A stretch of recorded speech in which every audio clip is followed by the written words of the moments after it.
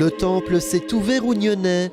Dans le cadre de la restauration du lieu de culte, la population était invitée à venir découvrir l'avancement des travaux en compagnie des architectes en charge du projet et le tout agrémenté de petits concerts. Ce qui a déjà été fait pendant les 2 ou 3 ans de chantier, c'est à part les façades, l'extérieur et les toitures, toute l'enveloppe, ce sont les travaux qui sont à l'intérieur. Maintenant, vous voyez l'église dans un état absolument extraordinaire où elle est entièrement vide, où on voit vraiment l'architecture dans toute sa pureté, sans intervention d'aucun meuble quelconque.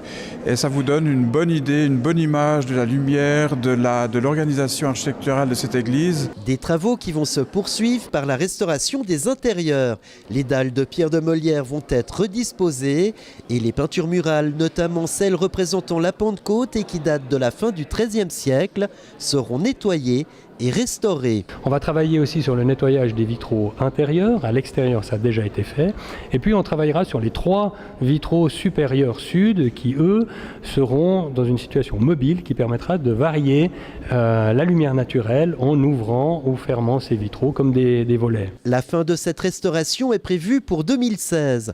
Mais un temple n'en est pas un sans son orgue et le nouvel instrument de l'édifice religieux sera installé au printemps prochain. On va monter le socle en fait, de l'orgue, le nouveau tambour d'entrée, la nouvelle galerie, qui permettra de recevoir le nouvel instrument, qui lui sera neuf, mais le buffet est restauré. Ce buffet est actuellement en restauration, l'instrument est en cours de fabrication et il viendra se monter à partir du mois de juillet. Mais avant cela, à Pâques, les cloches sonneront à toute volée. Installées dans le clocher, 2 cloches historiques feront réentendre leur voix à la population. Le lundi avant Pâques, on va monter 2 cloches historiques qui étaient déposées dans le dépôt des biens culturels, qu'on va remettre en place dans le clocher. Et c'est une petite manifestation qui se fera avec les enfants des écoles en fait, de Nyon. Les aménagements intérieurs et extérieurs seront terminés à la fin du mois de novembre prochain.